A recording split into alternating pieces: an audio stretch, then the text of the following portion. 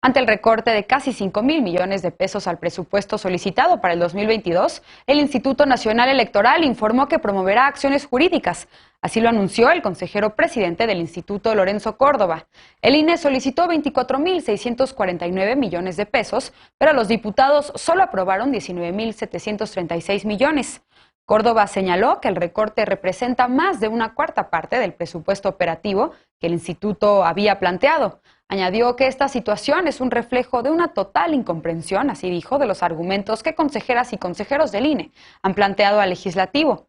Señaló que este es el cuarto año consecutivo en el que los diputados disminuyen los recursos solicitados por el INE sin presentar evidencia técnica o financiera que explique los recortes, a lo que suma la negativa de los partidos que avalaron el recorte a analizar la información que en todo momento el INE ha estado dispuesto a entregar y explicar.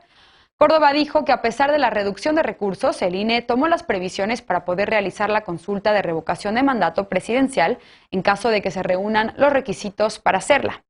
Primer tema de la noche, y para debatir nos acompaña, como cada martes y jueves, Estefanía Veloz, abogada y feminista. Muy buenas noches, Estefanía. ¿Cómo estás? Buenas noches, querida Mariana. Buenas noches, compañeras, compañeros y compañeras. Bienvenida y gracias por conducir ayer. También nos acompaña Alejandro Encinas, politólogo y simpatizante de la 4T. Buenas noches, Alejandro. ¿Cómo estás? Hola Mariana, buenas noches, qué gusto saludarlos a todas y a todos. Bienvenido. Nos acompaña hoy Aurora Espina, ella es investigadora y militante del PAN, amiga de este programa. ¿Cómo estás, Aurora? Muy bien, Mariana, y un gusto estar con ustedes en la mesa. Bienvenida. Y José Ignacio Razo, columnista y empresario. Buenas noches, José Ignacio, qué gusto tenerte por acá. Hola Mariana, buenas noches y buenas noches a todas y a todos. Bien, pues bienvenidas, bienvenidos. Primer tema, empiezo contigo, Alejandro. Finalmente sí se aprobó la reducción al presupuesto del INE. La semana pasada precisamente discutíamos por acá cómo iba a quedar cuando se aprobó en lo general, ahora ya se aprobó también en lo particular. Y bueno, pues retomamos la discusión por este mensaje que dio el consejero presidente del INE, Lorenzo Córdoba, sobre las acciones jurídicas que podría tomar, yo entiendo, para promover ante la Suprema Corte de Justicia, pues sí, para exigir más recursos. ¿Qué es lo que está en juego? ¿Cómo lo ves? Pues mira, en primero, como efectivamente tú lo comentaste, no es una reducción a su presupuesto, sino es no aceptar o no conceder todo lo que pidió el Instituto Nacional Electoral, que desde luego pedir no empobrece. Pero luego con las recientes declaraciones del presidente del instituto, pues le está dando razón a los legisladores, porque dice que se pueden tomar las previsiones necesarias para, aún con el presupuesto concedido, realizar este ejercicio, que además no es una cuestión de que quieran o no, sino que tienen que organizarlo en su mandato legal en caso de que se cumplan los requisitos para ejercer este, digamos, ejercicio de la democracia directa. Yo creo que es un presupuesto adecuado, porque mientras se recortan 4.913 millones de pesos a esta burocracia dorada y excepcional, o sea, si todo el mundo tuviera las prestaciones y las condiciones del Instituto Nacional Electoral, pues el Estado estaría en bancarrota. Es una burocracia dorada que no ha querido, siendo la excepción, apretarse el cinturón. Bueno, de estos 4.913 millones de pesos, 5.657 se van a destinar a programas de bienestar, es decir, están conducidos a la salud, a la educación, al desarrollo, al bienestar de las familias, sobre todo de los más pobres. Y lo que nos quieren hacer creer es que con 830 millones de pesos no alcanza. Y yo creo que aquí lo que creo que es una petición importante es la idea de suficiencia presupuestal. Desde luego, se tiene que garantizar los recursos para que tengan solvencia las instituciones y puedan cumplir con sus mandatos legales. Pero antes también se tiene que cumplir con criterios de austeridad y de eficiencia en el gasto público. Y solo recuerdo que en enero tuvo que regresar quien estuvo vinculado a proceso, Bogart Montiel Reina, director ejecutivo de administración, por la adjudicación irregular de un contrato para taquizas y parrilladas por 105 millones de pesos. Entonces, si con 830 millones de pesos no alcanza para hacer estos ejercicios, pues habría que ver cuántas taquizas, cuántas parrilladas habría que cancelar, cuántos gastos superfluos hay en el Instituto Nacional Electoral y sobre todo recortar salarios, porque la autonomía constitucional, que es muy importante para el funcionamiento del INE, no tiene que confundirse con la defensa de salarios inconstitucionales, a todas luces inconstitucionales, porque están por encima del presidente. La Constitución literalmente dice que ningún funcionario del Estado mexicano puede ganar más que el presidente. Entonces, si hacen un ejercicio de racionalización de su gasto, eficiencia, combate a la corrupción, recortes y en los gastos superfluos, en los derroches, en los lujos, bueno, entonces después, si no alcanza para el ejercicio de revocación del mandato, ya estarían en condiciones, en la legitimidad de hacerlo. Pero la verdad es que hemos visto que el INE ha querido tener este papel excepcional de no ajustarse a la austeridad como lo ha hecho el Poder Ejecutivo, el Poder Legislativo, el Poder Judicial y sobre todo las familias mexicanas, y siguen pidiendo más recursos. Lo importante aquí es que asuman el compromiso de ejercer de manera más responsable y austera los recursos, y después si no alcanzas, pues ya no alcanza para esto, pues ya tendrían la legitimidad para solicitar mayores recursos. Pero no hay que confundir aquí el orden de los factores si altera el resultado. Bien, a ver, Aurora, ¿qué responderías a lo que comenta Alejandro? El consejero presidente ha dicho ya varias ocasiones que pues el INE no pretende bloquear ningún ejercicio de participación ciudadana, sino que más bien los simpatizantes de Morena, los legisladores de Morena y su coalición en el Congreso, pues no han querido escuchar los argumentos que tiene el INE para, digamos, justificar estos casi 5,000 millones de pesos más, que es de lo que se le aprobó. ¿Qué decir sobre este tema? ¿Cómo lo ves? ¿Y qué responderías a lo que dice Alejandro? A ver, es que estamos hablando de una cerrazón completa a discutir cualquier tema relacionado con el presupuesto, no solamente con el tema del INE, y eso lo vimos con las cerca de 1,000 reservas que hubo para el tema del presupuesto, casi 2,000 reservas del presupuesto de egresos de la Federación 2022, y que al final de cuentas pues no se permitió, digamos, tener este debate parlamentario, como debería de ser en cualquier democracia, para discutir por qué es más importante destinar el recurso a un área o a otra y cómo tener un destino más efectivo y eficiente de los recursos. Ahora, en este sentido, creo que tiene varias aristas esta cuestión del Instituto Nacional Electoral, porque me parece que es una medida y un juego perverso que se trata de un juego de ganar para el presidente de la República en cualquiera de los escenarios posibles, porque primero lo que este gobierno busca es tener una autoridad electoral que esté sometida, que esté totalmente sometida, que no sea ni imparcial, ni objetiva, ni neutral, y que por el contrario esté haciendo pues lo que pues más convenga a sus intereses. Entonces, esta dinámica, pues desde mi perspectiva, tiene unas implicaciones que van mucho más allá de la cuestión presupuestal, porque tiene tres implicaciones grandes, que es que una, en cualquiera de los escenarios posibles, pues el INE termine quedando mal, porque o quedó mal con la revocación de mandato o con el proceso electoral del 2022 o con la dinámica de la estructura propia del INE. Entonces, al final de cuentas, es una apuesta a cómo queda mal el INE, porque si no funciona la cuestión de la revocación de mandato, pues es porque el INE y el presidente Lorenzo Córdoba pues no quiere al presidente. Si queda mal con el proceso electoral, pues va a ser porque se trata de incompetencia. Y si es por el funcionamiento propio del INE, pues se va a tratar porque son una bola de corruptos. Entonces, al final de cuentas, pues la narrativa y la dinámica de esta intentona, pues tiene que ver con esta cuestión de cómo debilitamos a un órgano autónomo que nos está estorbando y que al final de cuentas, pues es darle una muerte lenta a un instituto que ha sido parte clave en el proceso democratizador de nuestro país y que ha permitido tener elecciones libres y transparentes. Y si no, recordemos cómo antes las elecciones dependían de la Secretaría de Gobernación y luego se les caía el sistema y no sabíamos qué pasaba con los resultados electorales, y creo que ha sido pues una gran evolución la que ha habido. Claro que es un sistema perfectible y eso lo he repetido en diversas ocasiones en esta misma mesa, pero me parece que hay que pensar mucho más allá la cuestión, y creo que es importante pues pensar esta cuestión de la autonomía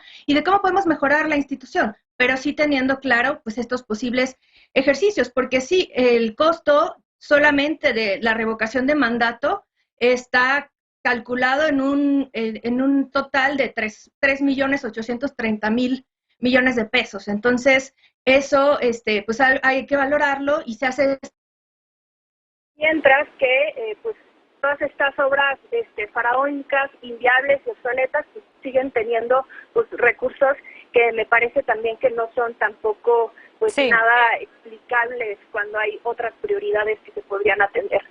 Estefanía, ¿tú cómo ves este tema? Hay un objetivo por parte de Morena. ¿Qué dirías a lo que dice Aurora, digamos, de debilitar al Instituto Nacional Electoral? ¿Es así?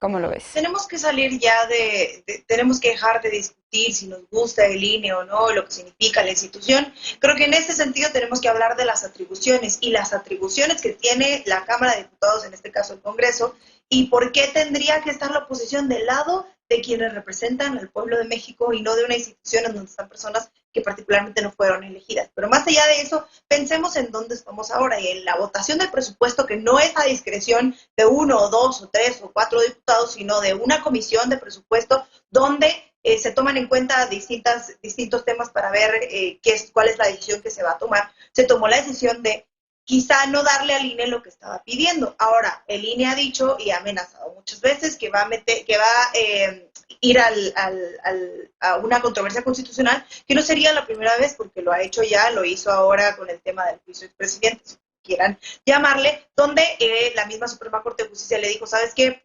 Aquí no, y le enmendó la plana y entonces le regresó a la decisión que ya se había tomado. En este caso, vienen dos cosas interesantes. Uno, que si el INE necesita más dinero para cumplir con esto, porque ya sabemos que el INE en el tema del tema del juicio de los presidentes intentó meter el pie, intentó sabotear esto diciendo es que yo no tengo dinero para cumplir con esto, pues en este caso, si pretende poner menos casillas de las que puso en el proceso electoral en junio, el mismo partido Morena tendrá que ser el que vaya a las instituciones correspondientes para que esto no pase, porque el INE tiene la obligación de hacer lo que pueda con lo que tenga, y creo que en este momento tiene mucho dinero y tendrá que buscar de sus bolsillos, y si eso implica recortar estos gastos que mencionaba Alejandro, pues tendrá que ser así. Ahora, hay una opción y una salida que es muy fácil y que refrenda lo que se ha estado diciendo. El INE se confundió y no entendió que quien toma decisiones no es el INE, y menos en temas presupuestarios. ¿Por qué lo digo? Porque si el INE dice, ¿sabes qué? A mí no me alcanza, pues hay una serie de fideicomisos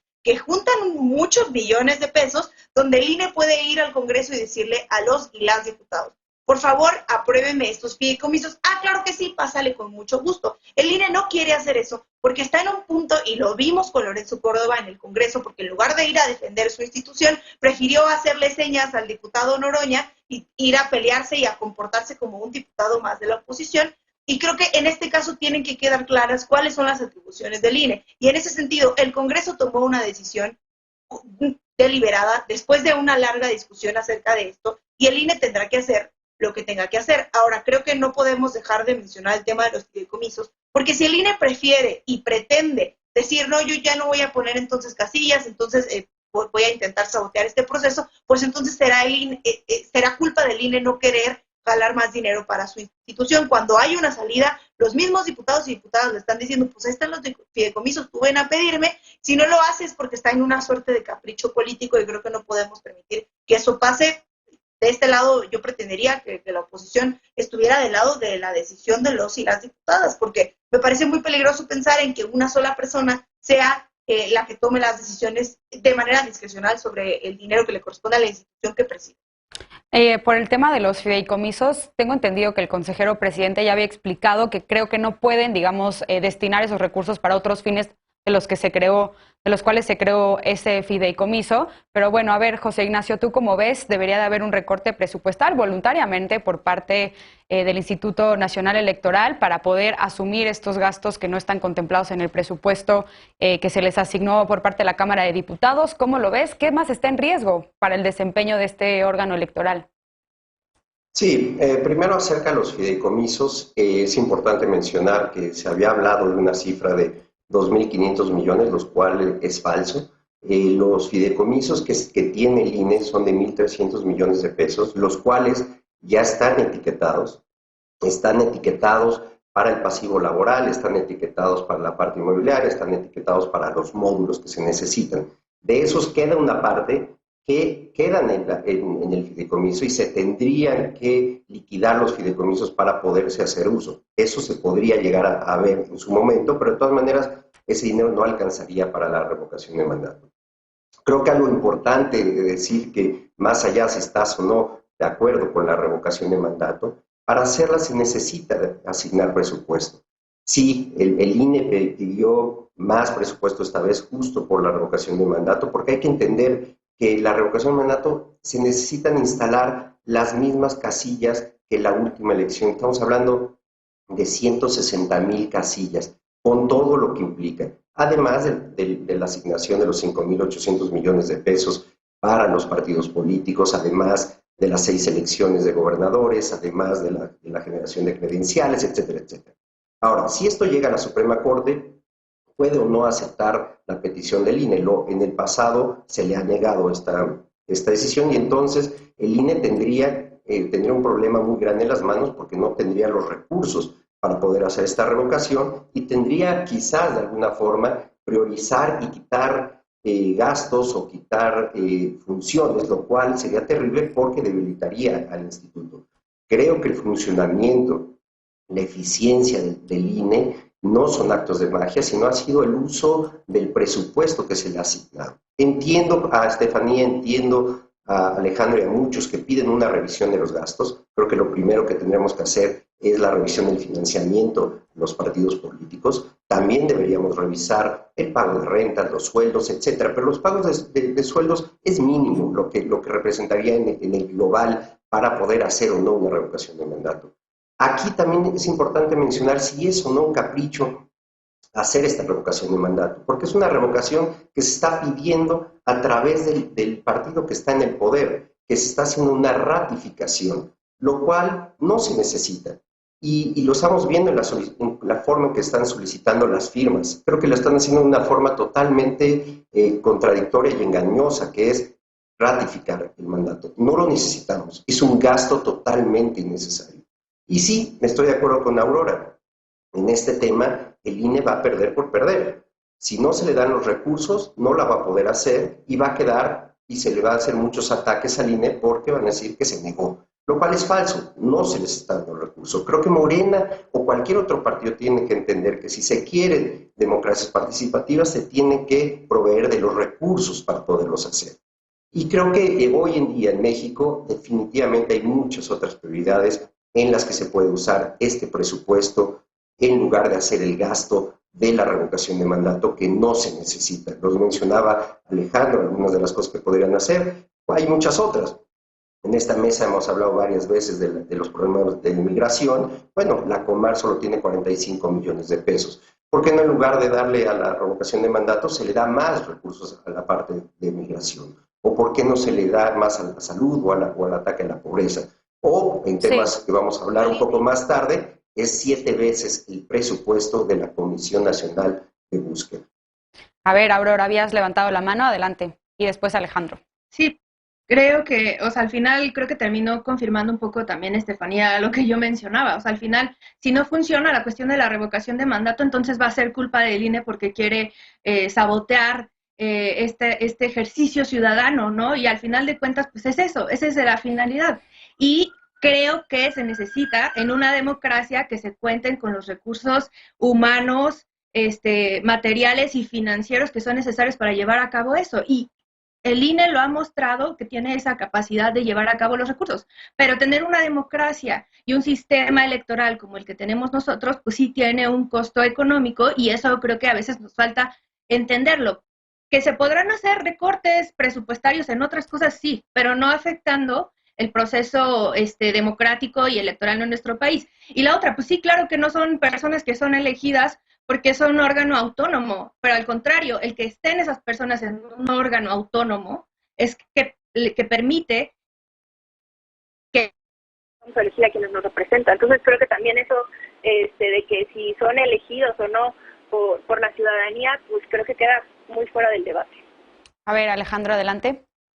Yo creo que José Ignacio tiene un punto. O sea, los salarios realmente no generan, o sea, la reducción salarial de los consejeros del INE, con eso no se podría evidentemente financiar la revocación del mandato. No es una postura, digamos, con impacto presupuestal, sino una postura con impacto ético, de que simplemente no puede haber funcionarios que ganen más que el presidente. Eso no implica que no tengan salarios proporcionales a su nivel de responsabilidad, competitivos, etcétera. Simplemente es acabar con los lujos y con los derroches. Y la otra cosa como que iba a las decir... 23 casas de Bartlett. Lo de los fideicomisos, o sea, lo de los fideicomisos me parece escandaloso. Imagínense que toda institución, toda Secretaría de Estado, todo gobierno del Estado, todo gobierno municipal, tuviera 3 fideicomisos para cuestiones de pasivos laborales o de inmobiliarios. pues sería un escándalo. Pues de una vez mejor que tengan cada institución su propia Secretaría de Hacienda. No se trata de... La autonomía constitucional no es constituir un Estado dentro de un Estado. Te tienes que regir bajo el Estado de Derecho y bajo la democracia constitucional. Y esto implica que tú solicitas presupuesto anualmente. Y los pasivos los contemplas en ese presupuesto, pero no puedes ir haciendo un cochinito con el presupuesto que tú vas pidiendo anualmente para generar tu propio fideicomiso y actuar de manera muy opaca y discrecional sin que pase por tesorería todos estos fondos. A mí me parece muy escandaloso que un órgano constitucional autónomo tenga estos fideicomisos y desde mi punto de vista tendría que reembolsarlos a la tesorería y después sí financiarlos y garantizar las obligaciones que aquí tienen con respecto sobre todo a sus trabajadores. Y que el tema de cómo se asignan estos fideicomisos, pues creo que da para otra mesa de discusión. Sí. José Ignacio, tenías otro punto, adelante. Sí, nada más rapidísimo. En el tema de los fideicomisos, bueno, justo eso, los fideicomisos tratan de dar certezas y dar orden, y no son opacos, al contrario, todo está etiquetado. Y esa es justo la función. Ahora, sobre el tema de los sueldos, estoy de acuerdo, puede ser una percepción y quizá valga la pena revisarse, pero no hay que mezclar asuntos. Una cosa es lo que se necesita para la educación y otra cosa son los sueldos. No veo el embate de la misma forma que se hace a Lorenzo Córdoba en contra de los ministros de la Suprema Corte, que también tienen sueldos más altos. Bien. Entonces, creo que hay que tener cuidado de no mezclar. Bien, pues vamos a ver a qué llega este asunto, porque seguramente llegará a la Suprema Corte y de ser admitida este recurso, pues veremos en qué termina y si tiene o no el INE más presupuesto. Por lo pronto vamos a una pausa. El líder del PAN, Marco Cortés, quiso designar delegados para varios estados y pensó en varias figuras destacadas dentro del Partido Acción Nacional, pero algunos ya rechazaron la designación. ¿Qué opinan las y los panelistas? Volvemos con esto a Punto y Contrapunto, no te vayas.